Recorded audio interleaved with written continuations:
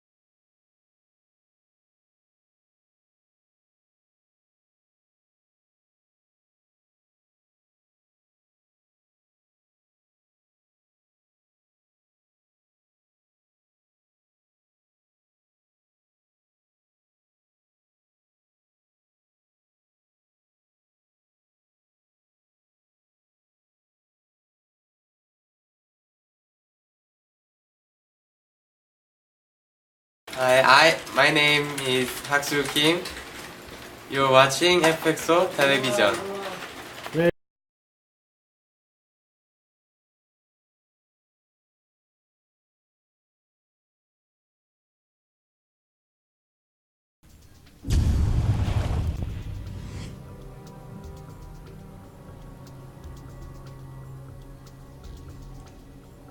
And here we go for game 2 between Marine King Prime and Quantix Sase for round 1 of the FXOpen Invitational Series. I am Unstable, joined here by Railcoon, as we have, of course, Sase as our green Protoss over here on the left-hand side of the map. And pretty much the person who is the reigning champion for the last 2 FXOpen Invitationals is Marine King Prime. And last game, Marine King found a couple of holes in Sase's play and exploited them pretty much brutally. And that pretty much ended that game right there. So hopefully we see a better one coming out from Sase in this one, but we'll see. What do you think we're going to see today, Railkin? We are on Belshire Beach this time. We are on the winter version, so it's slightly bigger. Marine King's pressure attack isn't going to get there as soon if he does a similar style of build. But it's not too big, so it seems like Sase, if you really wanted to go for the late game, probably would have picked one of the bigger maps. We don't have Calm of the Storm and the Calm Before the Storm in the map pool, so obviously he can't just go to that for a cheap win. But it's an interesting decision to go for Belshire instead of one of the bigger maps, though. So I'm curious to see what actually Sase has in store in this game. Yep, we did It see makes a me gas think he has go something down. in mind. We did see a gas go down, so there's not going to be any kind of fast expand coming out here from Marine King. Is SCV, it is either going to scout, but it's actually going a little bit further than the north than I expect. Hey, there we go. It is actually going to be a proxy barracks over here up at the 12 o'clock position. And we'll see if Sase can actually pick this off. It's not in the normal spot that you see them going down, just here. You see a lot of probes coming to the top of the cliff, having a peek, and then backing off. At the same time, you also see the pylon over here checking the bottom of the cliff as well. So Might be a little bit Yeah, I difficult think- for Sase to notice. I think he has that actually perfectly placed if you come up to check the cliff where that's just out of vision. Because when you do that, it's actually quite nice. And look at this, Sase dropping a gateway onto the low ground from his main base. So yes, he is trying something a little bit tricky on this map, but he's going to get circumvented by the fact that, well, Marine King's going for an aggressive 2 racks, and his is probably going to hit first. So we'll see how this works out, but the initial reaction between these two builds does look to be in favor of Marine King. And if you look at this, he's checking into the main base. If this probe dies soon enough, he won't actually be too suspicious because he saw that reactor. Might think that it is a reactor into expansion, which is not uncommon these days. Try and get out a few more Marines. Yeah. Most of the time, these 1 Marines can actually stop the probes getting up, but Marine King was obviously looking at a little bit of a different spot. And we do see a tech lab researching concussive shells over here on the second barracks. It's actually rallied back to the watchtower, and this gateway on the low ground is actually going to hurt Sase. He's actually cleaning out this SCV. Of course, only sees the 1 gateway, looking at Marine King's vision.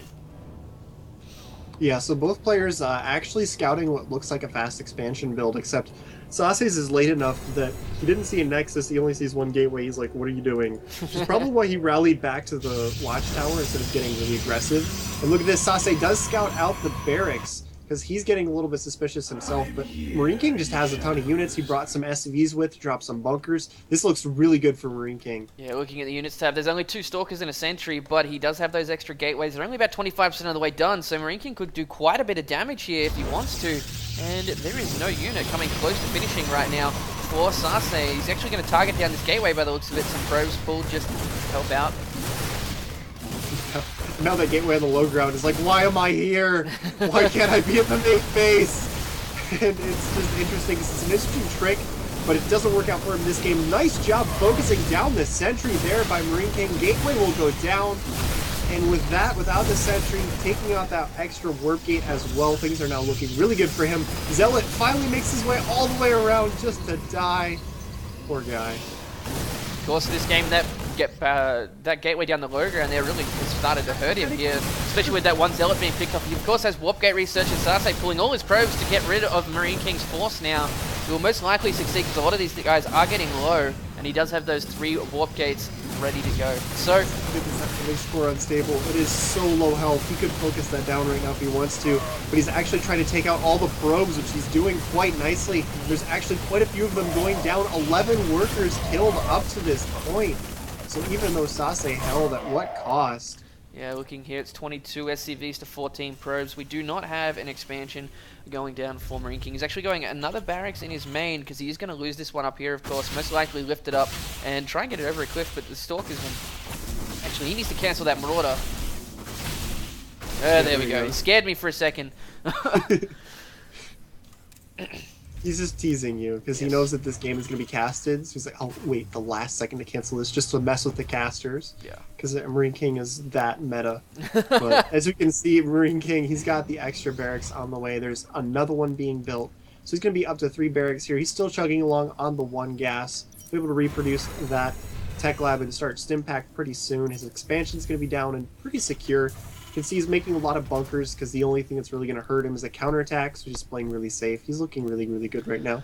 Yeah, exactly. He's got that expansion about 50% of the way done as well. If you can hold this off with the Stalkers, should be in a great spot. There is, of course, only 1 Marauder in the barracks, in the bunker, and the second bunker going up. He really needs that to finish before Sase pushes his advantage here. Not really an advantage yeah, but at all. Sase didn't have a pylon down yet, so he's actually having to wait for that to finish before he can really do anything, because he does want to be able to reinforce. Yeah, we and that actually little do bit have of delay waiting for this pylon is going to be enough to give Marine King that extra bunker. If he stays behind these as well, there's not enough sentries to really force field this too hard. So he's actually looking really good right now. Yeah, he's going to send an SCV out to see that Sase is still there. Of course, Stim only just started, and he's still only got that 1 Marauder, but he does have combat shields, and here comes Sase. And with the 2 bunkers, as long as he gets a little bit of repair off from them, nice control with the Marines on the south end of this engagement. The Zealots aren't really doing as much as they wanted to, just being beaten into those bunkers. And the Zealots are pretty much all gone now here, Relka, and he's still got 1 bunker up. Yeah. There's only sentries and Stalkers. He, of course, will be able to kite these if he wants to, but Marine King pushing forward right into the sentries. And Sase is losing a lot of his units here. The micro there by Marine King was actually adorable. He had the two SCVs in the front, and they actually repaired the bunker for a second, then they started repairing each other so the units wouldn't auto-attack them anymore, because that puts them on a lower priority. And then they started repairing the bunker again, and Sase never actually focused those SCVs, so they got another maybe 50 health out of that bunker. And now that you look at this, Sase just barely not having enough units to break through that. That could have actually been what made the difference in that fight. Those two little SCVs giving each other a hug there. And now Marine King is pretty much solid here. He's got the units out. Stimpak's going to finish in a second. And Sase never dropped a Nexus, so things are looking really bad for him. Yeah, as soon as this stim finishes, it's going to be game over for Sase. He needs to make something work, but due to the amount of the SCVs here, I'm surprised Marine King hasn't put down another bunker just in case. But with the Marauders in the mix as well, after those bunkers went down, the best thing that Sase had going for him was he had those Stalkers against pure Marines, and he would have been able to kite them, but as soon as the Marauders came out, it's just a completely different story. Stimpak is finishing in about 10 seconds time as well. He will be able to kite these as best he can. There's two sentries here, but Marine King staying far out of range of those, trying to buy time for this stim to finish, and there it goes. Sase backed off, so yeah, stim will finish. That was a great job by Marine King, just waiting for that Stimpak to finish, and now he's just set. He's actually going to charge straight out and actually challenge Sase. He's got so many units Stimpak is done. Look at those Zealots melt, microing pretty effectively as well. Not enough energy to do anything with those force fields, and the rest of the units from Sase are just going to get destroyed. Yeah, that looks like it. Coming up from Sase. There's the GG. All right. Very nicely done by Marine King, 2-0ing Sase in the first round of the FXOpen Invitational Series, and he will move on into the next round, and Sase unfortunately drops the lower bracket very early, and not something that you want to have happen at all, because it is a very, very long road from the lower bracket back up. But we'll be right back with our next match in about 2 minutes' time. Stay with us, guys.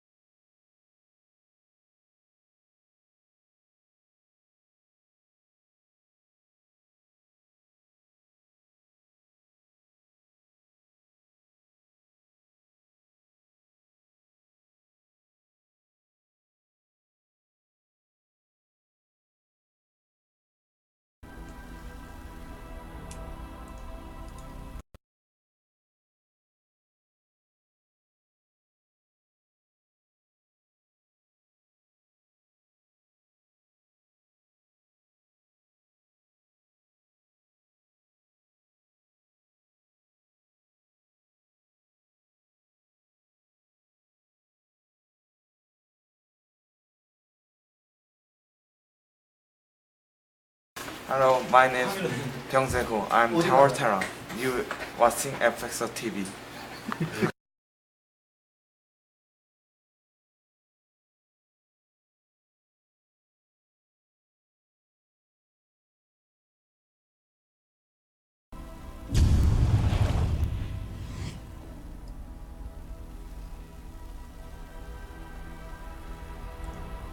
Alrighty, match number 2 here for the FXOpen Invitational Series. It is going to be OGS Finn up against TSL's Pult. TVT to come in for the game number 2. I am Unstable, joined here by Railcoon, of course, and he's going to be Antigua Shipyard for this one. And of course we have Pult still playing under his old ID, because gotta love how you can't change your names, as our Blue Terran is of course on TSL at the moment. And then on the other side of the map, we are going to have OGS Finn as our Red Terran. So TVT to start things off between these two. Both these guys very well known in everywhere they go. Of course, Finn was formerly a Brute War Pro called 4GG. Did very well recently in the GSL, but is back down in Code A. So after an insane set of matches, he'll definitely make it back up very, very shortly. But that being said, we actually have a gas first coming out here from Finn. Yeah, so I mean, it's Terran versus Terran. There's a lot of different things that can happen early on. Could just be going for the really quick Cloak Banshee. Could be really fast Hellions. I don't know. Just gonna have to wait. Hmm. And of course, you know, a lot of people get their opinions of Finn tilted because they watch his stream, and it's like, oh, he cheeses so much. That's not actually the way he plays in tournaments. Uh, it's just because when he's streaming, he's playing ladder, and the Koreans play like that on ladder. It's not anything to do with his play style. So, Hmm. uh, we have a lot of Terrans in this tournament. I'm just gonna say it, elephant in the room. We're gonna see some TVTs, but this one looks like it's gonna be pretty good. Hmm.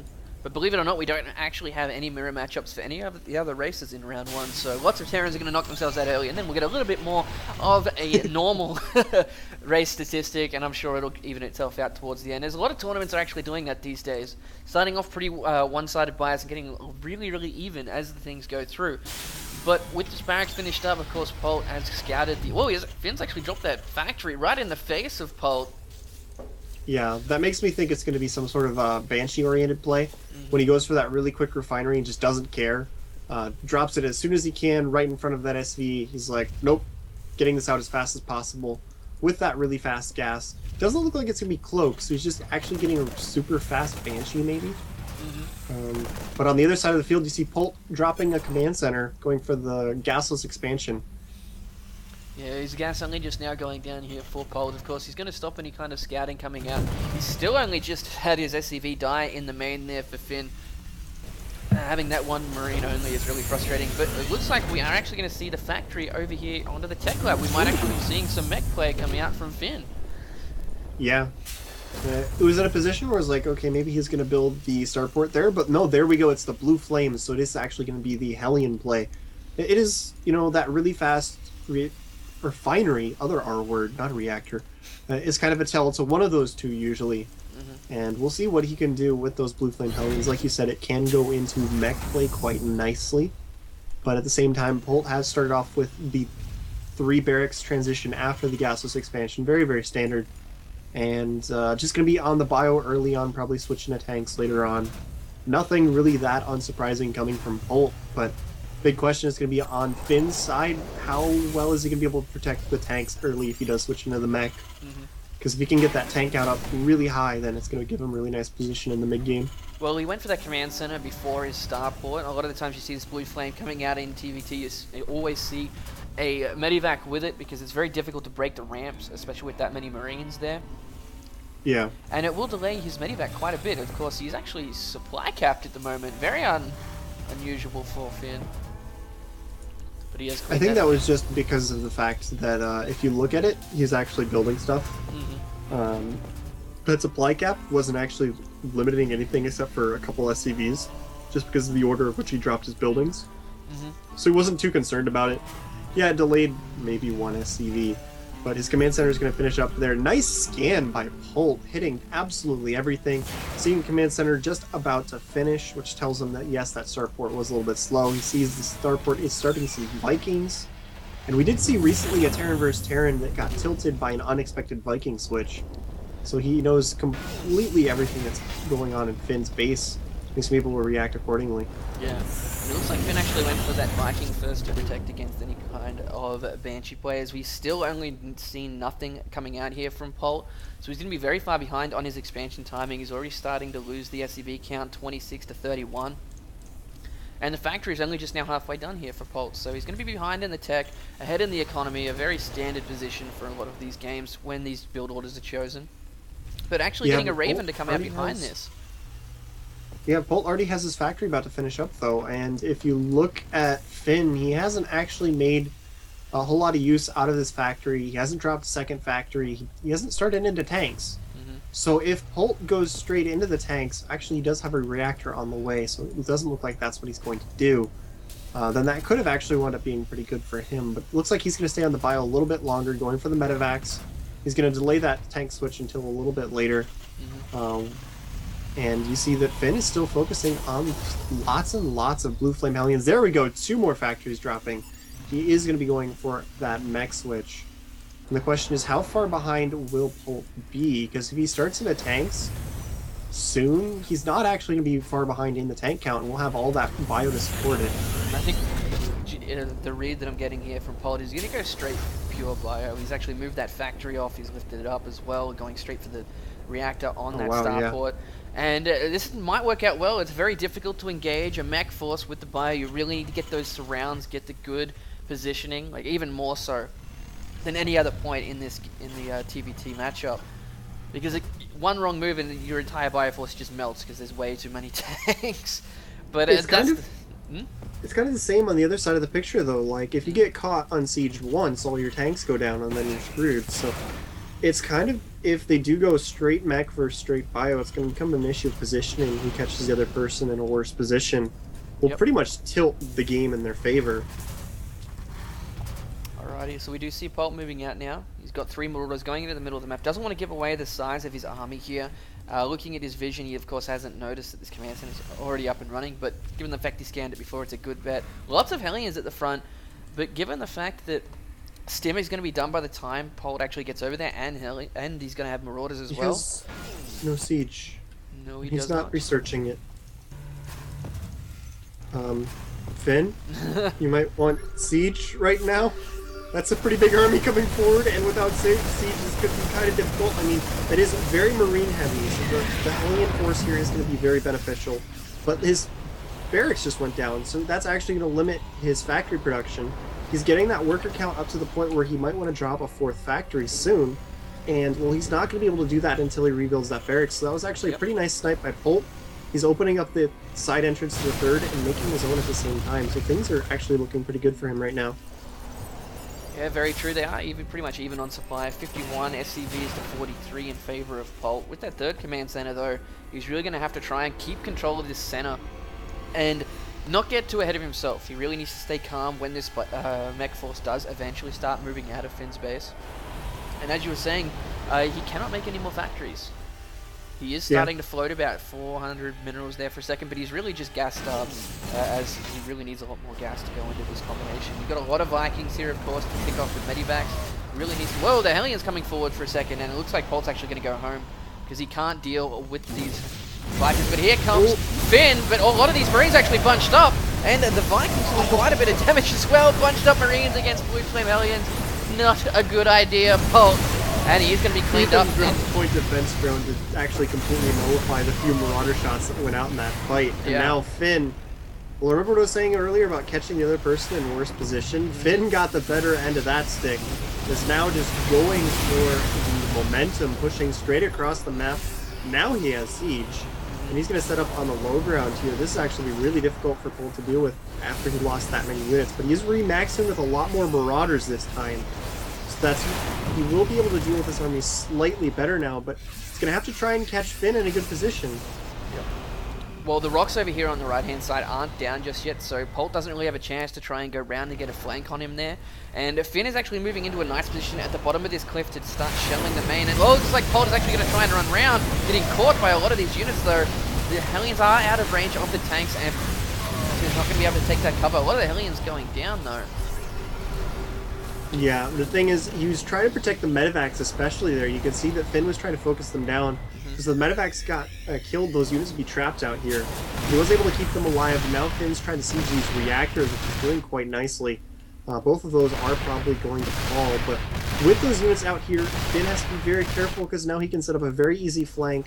He's just got these tanks streaming across the map by themselves. They could move in and start trying to take out his reinforcements, and Finn is being very aggressive with those reinforcements. Speak of the devil, there we go, a couple tanks getting caught in the center of the map. First one is down, second one might get chased down. No, it doesn't look like Polt's going to go that far out of position. He wants to be in good area for a flanking maneuver, and we'll see if he can pull one off or not. Finn only just now throwing down his 3rd command center, and he needs to be careful here, because Polt is going to have him surrounded if he comes in from behind and his units from the main. There's no real way to buffer a lot of these tanks from the Marauders. Yeah, but 2 barracks have gone down already, so he needs to move soon. Actually, here there he comes. Goes now. That was actually pretty well timed as well. That was a really good flank. Point defense drone goes down, but it just ran out of energy so fast that, ouch! He breaks through that. The command center is already up. Well, Finn is still only halfway through, so even though he lost some workers there, he's only behind a few workers, and he's got that 3rd command center building another one, actually. Well, Finn is actually building another one, so he's going to try and double expand. Pole taking advantage of the situation here at the moment, building 4 more barracks because he did lose those ones in the main. And he's regained map control. Like a really nice move by Polt, just catching Finn completely off guard there for a second. He knew it was coming, but he just couldn't reinforce well enough. And that command center is quite out in the open. These Vikings might actually drop and do some damage to the mineral line, but oh, actually does lose one to the Stim Marines. Nicely done there by Polt. He's now taking a 30 supply lead here, Relkun, and as long as he can catch Finn before all these tanks actually siege up, because there's not that many Hellions there at all, he might actually be okay. No. And this is the issue where you see that the production dying from Polt actually hurt him quite a bit. He's floating a lot of resources until those extra barracks finished. He actually canceled one of them when they got scouted by the Viking, which is very interesting.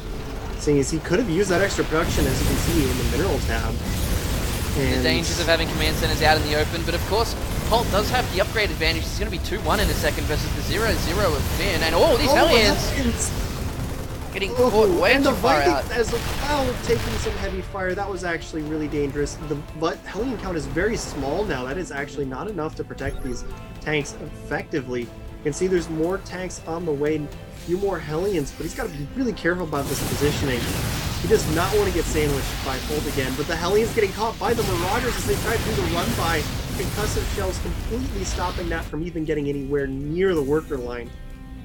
Yeah, exactly. We also have the Marine over here stopping the 3rd command center going down. Hasn't actually been spotted by Finn just yet. He's got a 4th command center as well to double expand. They're both even on supply yet again. He's also checking for extra expansions by Polt, but this command center is still alive somehow in the middle of the map, and Polt is in a nice spot. He's got his units split up quite nicely.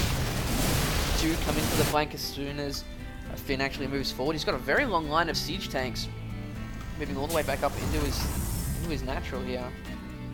Yeah, it's a very interesting setup there. Saw that a bit more in Brood War, but these tanks in the front especially are actually pretty vulnerable. There's no units protecting these at all. He has to be very careful. I'm actually kind of surprised that we haven't seen a factory from Polt just yet, because we are entering some of the later stages of the game here for the Terran vs. Terran. Staying on bio as we get to the very late stages of the game is much more risky. You see most players will opt to just throw in tanks sometime soon here.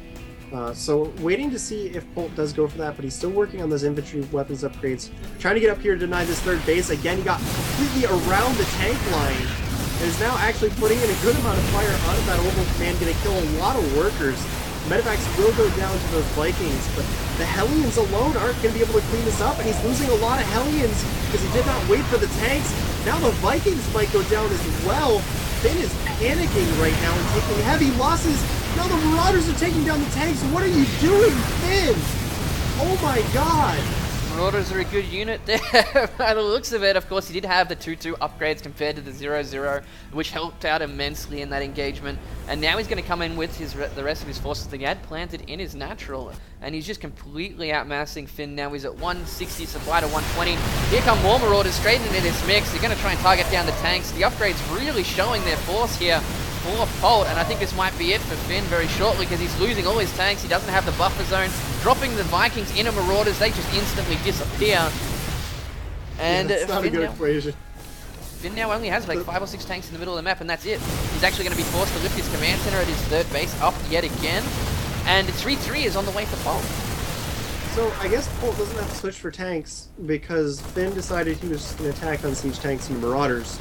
So yeah, that I don't know what happened there. I think it comes down to what I was saying. It looked like he was just panicking. He wasn't expecting those units to get up there. He sent the units in, kind of poorly controlled them. There's the GG. Yep. That was more than enough to tilt the game in Polt's favor when he was already ahead before that. Yeah, upgrades really did make his units shine there in that engagement. But we will go into game 2 very shortly between TSL's Polt and OGS Finn.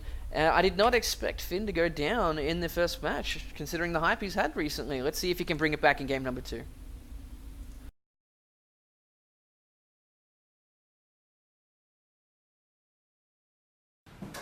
Alright, welcome back guys. This is actually the 2-minute break where normally we have ads for you people on the subscriber mode, or you just living in a place that doesn't get ads. Either way, we're going to be a couple of minutes before we get back into the next game. Now, if you haven't subscribed already, $5 USD for the entire month, you're in a chance to win Razer products, signed FXOpen apparel, we got replay packs, 10 days in the FX Open House, $5 USD for the entire tournament. Twitch is a recurring thing, but don't worry, we'll be reminding everyone to kill off that recurring subscription at the end of this month, or if you want to, and the tournament is good enough, and we get enough support, we'll run another one every single month, so it's just going to be plain and easy. Of course, we do have about 8 to 10 prizes to give away very shortly at the end of game day 1, so stay with us as we get back into the game.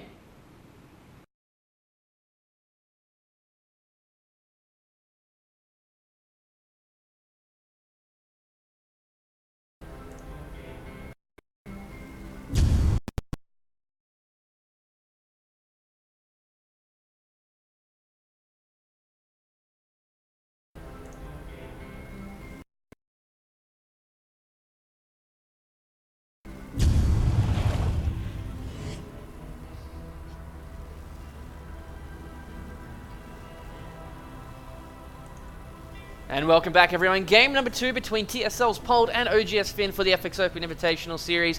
We actually have upper bracket round 1 matches going on all day today. Lots of them to come, so stay with us, as we do have, of course, Polt up 1-0 in this game. And he is down here at the bottom left as our blue Terran. I am unstable, joined here by Railcoon for today's matches, and of course his opponent, OGS Finn, also known as 4GG. So, what are we going to see from these guys this game? Railkin, we did see very nice bio play coming out from Polt in the last one versus the mech from Finn. Finn sending out a really early SCV, so that could be a clue. We are on Daybreak. Proxies here are extremely popular, especially in Terran versus Terran, so we'll see if he goes ahead and does that. I mean, there's a lot of different options. We've seen Marauder Rushes, Reapers, there is crazy everything. proxy starports, like, yeah, basically everything.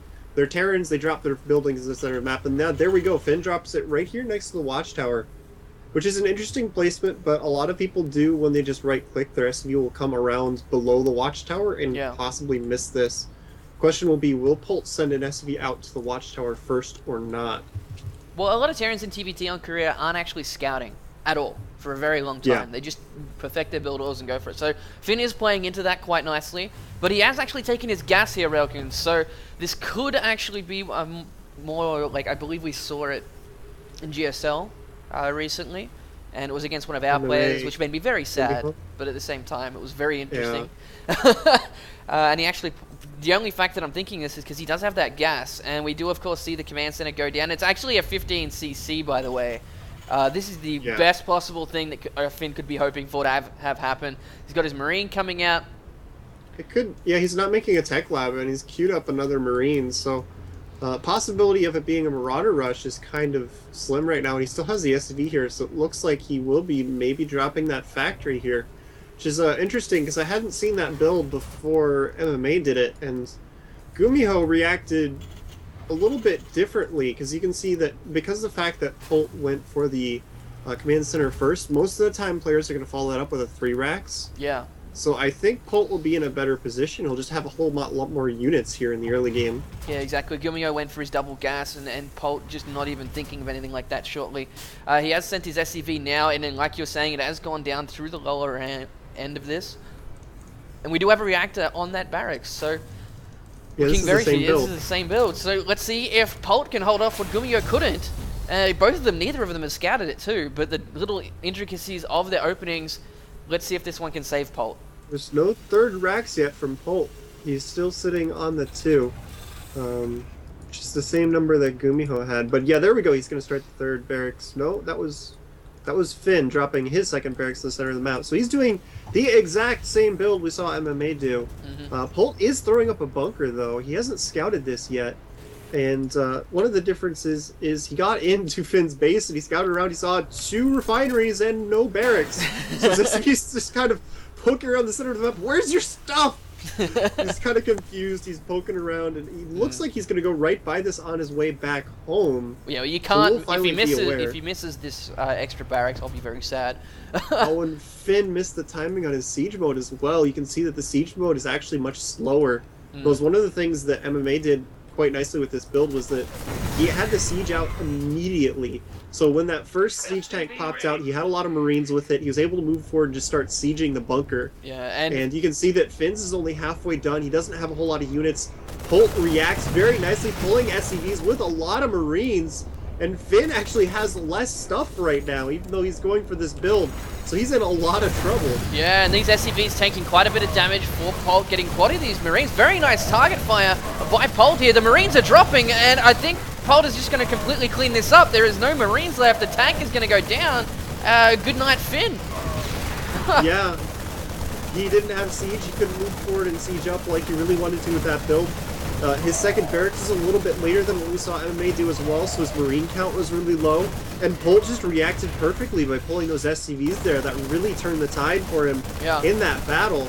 Now he's taking out the add-ons. I mean, we're just going to have to see a GG here in a second. There's nothing Finn can do right now. Yeah, it looks like it. And that means my predictions is completely wrong, because I thought Finn was going to take this one. But that's okay. I am not infallible, as I like to believe. And well done to Polt, taking this series 2-0, advancing into the second round. And that was really interesting. Like, he reacted perfectly to when he knew what was going on. He pulled out all of his SCVs to try and meet him head on. And it really, like, if that had been a 2-racks in the middle of the map, it would have been game over. Like, straight up. But he decided to go for the tank build, and it cost him this time. Finn dropping to the lower bracket in the first round is not what I expected at all, and I don't think anyone would have expected that either. I was expecting a closer series between those two. I thought it would be an epic match, probably go to the third game. And Polt, like, didn't even go for the 3-racks. He waited and went up to 4. So it's not like that was actually a ton of Marines like I thought it was going to be after that command center first. So... Oh, well, on to our next games, I think. Let's go. We'll be right back after a short break. Stay with us.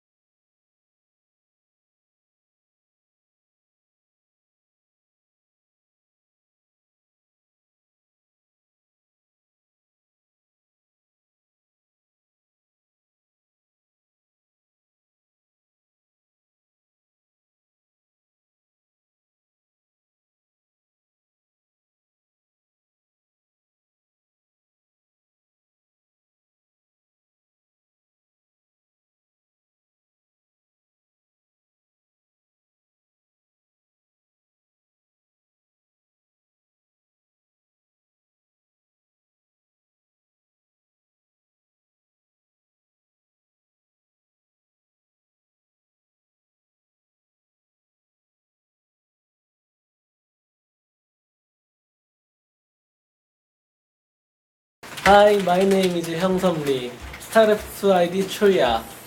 You are watching FXOpen television.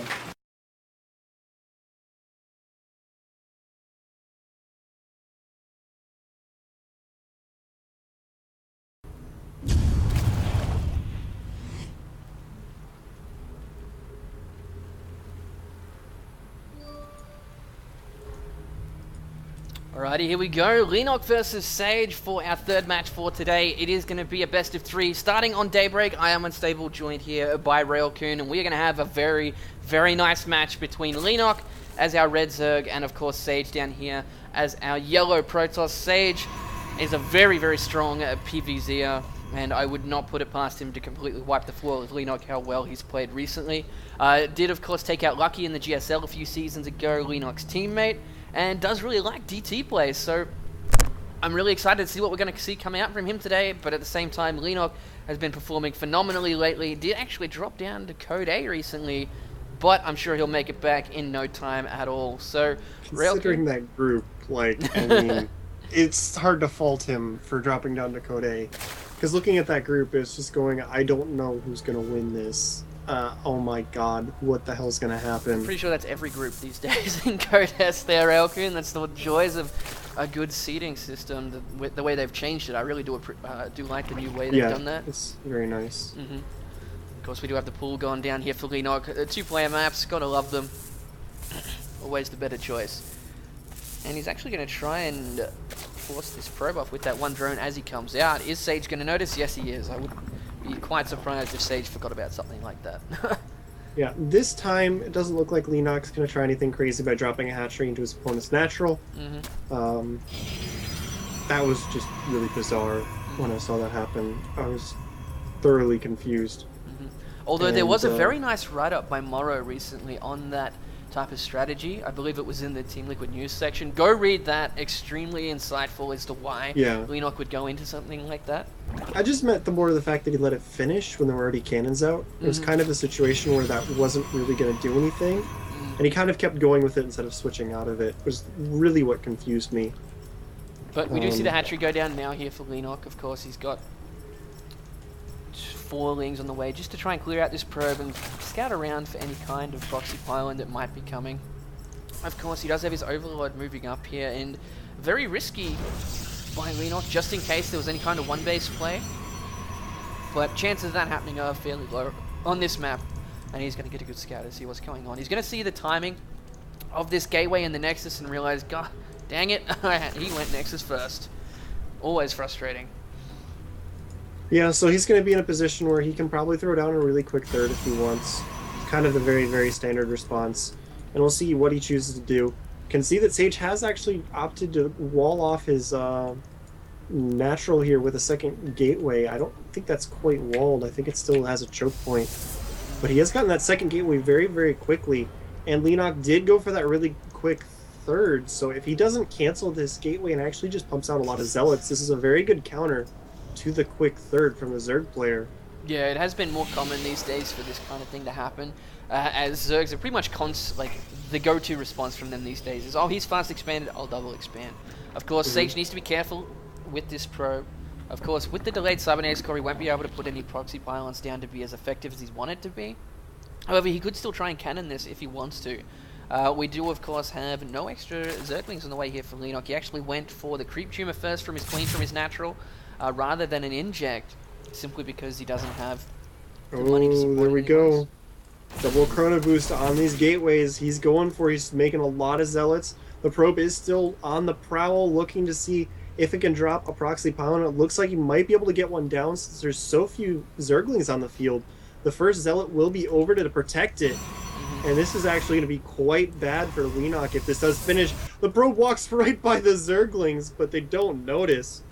So yeah, things are actually going quite well for Sage right now, and he's actually switching into a Twilight Council. That's very nice. Like, Leenock did see the 2 gateways earlier, but maybe he thought it was going to be cancelled.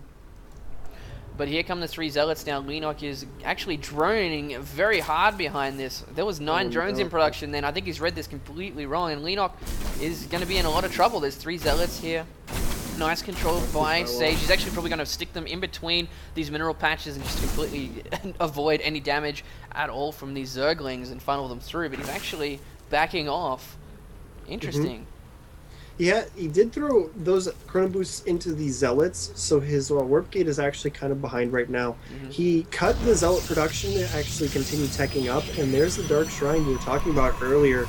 Sage likes him his Dark Templars, and this is going to catch Leenock off guard. I mean, normally when you see that kind of Zealot pressure, you don't switch into this super fast Dark Templar. As you were saying that, though, there was actually some very nice micro by Sage here in the middle of the map, and he hasn't lost a single Zealot yet.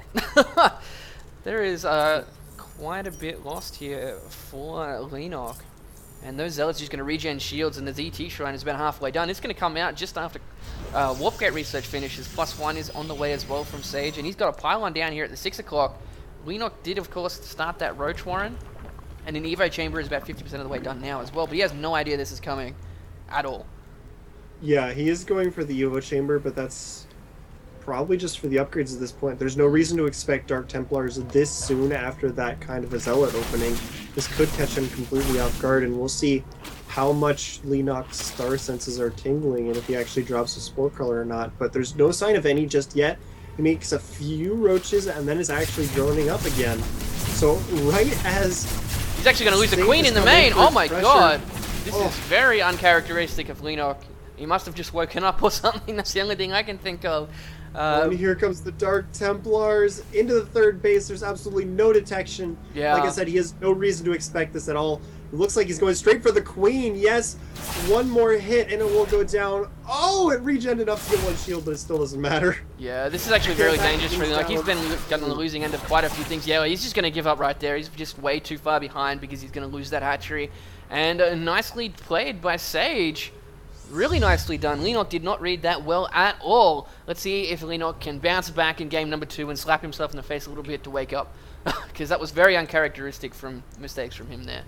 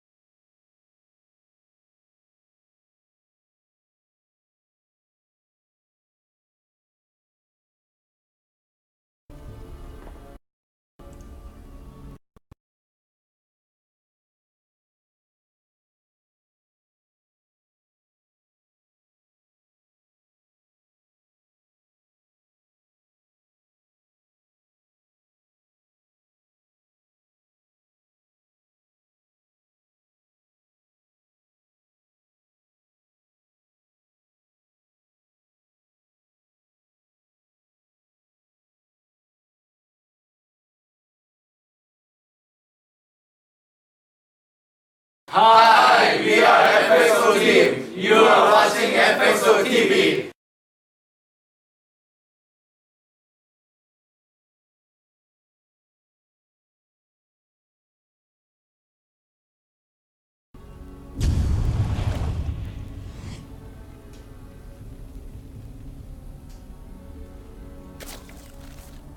And here we go, game number 2 between Lennox and Sage for round 1 of the FXOpen Invitational Series. We are going to have, of course, Lennox up here at the top left-hand corner as our red Zerg. And then down here at the bottom right, it is going to be NS host, so Sage. Sage currently up 1-0 with some very nice Zealot pressure into DTs, just forcing Lennox to tap out very, very early in game number 1. But very uncharacteristic mistakes by Lennox at the same time. So we'll see if Lennox can bring this back in game number 2, of course. We do see the pylon at the bottom of the ramp from Sage. And what a standard thing to have happen. This is, of course, a GS Stell's Antigua. No gold minerals, forced cross position. So it's going to be very similar to game number 1 with the openings, I feel. It's an interesting position for the pylon. A lot of players do choose to throw that up near the secondary ramp so they can make a big wall off up there. But he is playing a little bit safer by placing it back here instead. The last game, Lennox was playing just really greedy.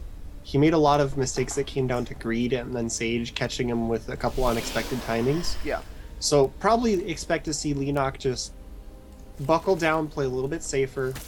We're on Antigua, you know that these cross positions, to be able to scout him a little bit more effectively, because he's actually sending the drone across. Oh my god, is he going to hatch him again? Oh my god. It doesn't look... No. Okay, I got really scared there. He's got for the minerals a second. for it. Oh my god, he's moving it. Oh, Damn, he he's actually hatched put him. it slightly to the left to stop the forge going in the... Oh no, it's going to go there as well, but it is going to stop the forge going down into the Nexus as well. But given the fact that this forge is here, is only just now going down, this is going to be quite nice for Lennox. And let's see if Sage can react the same way MC did in the GSL recently to stop this.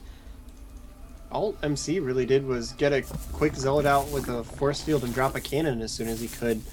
He did a really good job of blocking off the ramp with the probes, though. That was very, very nice. He kind of predicted what was going to happen, but I mean, look, the cannon's going to go down here. There's just enough space to place it in between there. And hopefully Leenock will cancel it this time. Hopefully. Because that was the main thing that made me just go, huh? When I was watching that, was the fact that he let it finish. Yeah. Because this cannon's going to be out. He's going to chrono boost the Zealot. Yeah, there it goes. And he looks like he's thinking about letting it finish again unstable. I'm worried. Well, 4 probes coming in to help out as well, try and get this hatchery down as low health as possible. He's only just now trying to take down the pylon at his own natural. Is he going to let it finish? Oh, wow. Okay, so he's making a bunch of Zerglings and not going for the Queen this time because there's no way it'll actually finish. Well, he might actually get 4 to 6 lings out. 4 definitely, possibly 6 if he gets lucky. And of course, we'll be able to take out a few of these probes with the broodlings. And Leenock's natural with that pylon before it died, so he actually delayed Leenock's expansion for a long time as well, which is the only reasoning I can think of here is that the creep is going to delay this expansion for a while. But Sage got the revenge delay with the gateway, so he's actually in a really good position. But right now, there is actually quite a lot of Zerglings coming across here for Leenock. He's got a good 6 more. He's already got 4 in the main here. He will be able to sit on the right-hand side of the Nexus when it does go down. If There's he no wants gas for a Baneling nest, though. Like, if he had gas and he went for the Banelings right now, I'd think that Oh, a little bit too close to that cannon, though. Does lose 1 Zergling, another one on half health. And here we go. He's just waiting for it. 600 minerals banked up here for Sage. There's still no Cyber Core, of course. And nice surround on that one, Zealot. Not what Why Sage is he waiting needed. to drop the Nexus right now? He can make a Nexus safely right now. I don't know why He's waiting. making a pylon up here behind Leenock's hatchery. And is he going to cannon this? I think he will. There's the Nexus now. And look at that. They're going to sit Zerglings on the right-hand side. Try and force scouted it. But he doesn't have Zerglings in position to actually come over here and hit this. Oh my god, there comes the cannon. The Queen is in a pretty good spot to be able to start hitting this cannon back there with the Queen, but the Zerglings have to run all the way across the map. Second Queen's coming down, as well as some drones. Oh my god, that was a great response by Sage. This first cannon will go down to the Queen, second Queen coming to join the party. It looks like he should be able to defend just the Queens, actually. But the second cannon, he cancels them both. Yeah, well, he Does definitely not needed actually to work cancel the with first one. And looks like he is actually going for that Cyber Core back at the bottom of the ramp here. So, after an interesting start, let's have a look here. We got 24 drones to 26 probes, and Leenock's hatchery at home is, of course, down a lot quicker than Sage's expansion as well. But there's quite a few Zealots in the middle of the map now. There's 4 here, a 5th one being chrono boosted out, and Leenock does not have any gas, or he's only just got the gas. He's got now just enough for ling speed. This is going to be one of those weird games where it really is going to come down to game sense. Whoever is good at adjusting on the fly at this point is going to be doing a little bit better. Which is something that we saw Leenock specifically do to Naniwa at Providence. Naniwa's builds are very carefully planned out, so he did a lot of strategies that were designed to throw off the flow of his builds. And he really relied on his game sense at that point to win those games. So we know that Leenock's pretty good in these situations, but how good is Sage? Well, he does get his good surrounds on these Zealots. The Queen's helping out as well. He's going to lose quite a few Zerglings, but will defend any of this pressure. We'll actually chase down this final Zealot as well. There's a Stargate going down here for Sage, and his main finishing up at the same time, though. And Lair is halfway done, so these guys looking fairly even across the board here. Leenock is starting to take a drone advantage, of course, after defeating those Zealots. He's free to drone and probably take a 3rd base right now. We got the Void Ray on the way, and Leenock has not scouted this at all. He's seen the pylon that's going down supporting these 3 extra gateways, but that's pretty much it so far. And you can see he is playing a lot safer. He's in this situation where this is one of those odd games. Things are not going to be the way they usually are, so he's not risking it by taking a really quick 3rd. He's teching up a little bit faster. He's got a Spire on the way. And there is another Void Ray being produced by Zealot Sage. coming in here to scout everything. Oh, he's going to get a drone. Wow, I did not expect him to get a drone there. Look at this, an actual proxy expansion. Oh my, down here. and a second Stargate. being started by Sage, so he's going to go into 2 Stargates on 2 base. Now actually switching over into Phoenixes because he saw the Spire. So that Zealot being a huge deal for Sage, allowing him to switch over into these Phoenixes a little bit sooner, but actually Leonok canceled the Spire and dropped an Infestation Pit. So we're metagate. How many levels of meta is that? I don't even know. They're just really countering each other's builds really heavily right now. And Leonok setting up Spine Crawlers and Spore Crawlers everywhere at both bases. Yeah, he's just playing very He's defensive. playing very, very safe. He's going to bank on the fact that this third base isn't going to be scouted anytime soon. He'll probably get as many units there as he can. We do have 4 Zealots coming up to the regular normal hidden base section. The regular 4th, like this, if he was to try and hide a 3rd, a lot of players would put it here. So Sage is aware of the fact that like Leonok might try and hide in a base, but he's just not looking in the right places. This is actually rather unfortunate for Sage because he has the right idea. It's just not paying off because it happens to be over here in the bottom left instead.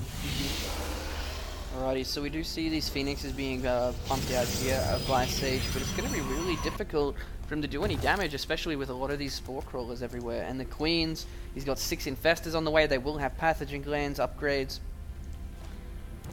Yeah, and look at this. The Phoenix taking huge amounts of damage. Might not even scout the Infestation Pit. Okay, he will just barely see it. But at that point, that Phoenix took so much damage. Oh my god, Really did the not pylon even see the doing drones coming scout. down on the left-hand side? I clicked on it like in the very last second. Let's find out if Sage did, because that pylon was very, very close to seeing them transfer down. These Phoenixes, the direction they go, will tell us that. It doesn't look like he noticed it. No, he didn't. Otherwise, he would be sending some of those air units over there, most likely. Do have quite a But few there wings in the middle of the map, though, just seeing where all these units are. There's quite a few Phoenixes now here, though. And we will have to be careful about those lifting up his infestors as well. We do have another hatchery going down. We got the Hydralisk Den, of course, on the way as well to help deal with this. +2 is about 50% of the way through for Sage, but it looks like he's starting to get a little bit more aggressive, actually using a lot of these Phoenixes to pick up Zerglings. Oh, here we go. Zealots are finally going to come down into the bottom left. He did scout this out with a probe, but there is a Spore Crawler being built, not a Spine Crawler. So he might be able to still do a lot of damage with these Zealots. No sign of a Spine Crawler anywhere, and the Phoenixes are protecting against the Zerglings, trying to keep those from being able to run in. He will just take out this Queen. Nice Drones use of are the Phoenixes on the running high away. ground. More Zealots being walked in. He will be able to take out this base. There's nothing Lena can do about it. I think he's realized that too. He's backing off with it. And he's actually going to go for a counterattack to try and cancel this third base here for Sage. And that actually will work here, Railcoon. Yeah, this is kind of dangerous for Leonok, though. Since he was going for the Hydras, I think he was really counting on that third base of economy being able to give him those extra units to produce, but being forced back onto 2 bases, going for the Hydras as a counter to Phoenixes is much, much more dangerous. And we see that Sage is actually anticipating this by switching over into Colossus. And so he's going to have Phoenix Colossus on the field relatively soon. So Leonok's going to have to figure something out. He's just on Zergling Infestor Hydra right now. Well, he will No have the real extra solid counters to that. Well, he will have the extra +2 armor for his units here, compared to Sage. Actually, no, he won't. I just read that completely wrong. It's the double attack for range and ground. And oh, he's going to catch this Void Ray though, if he uses a fungal. Oh, fungling it just to take it out as well. Not even able to get that Infestor as he was trying to focus down with the Void Ray once it got Leonok making fungled there. a Roach Warren.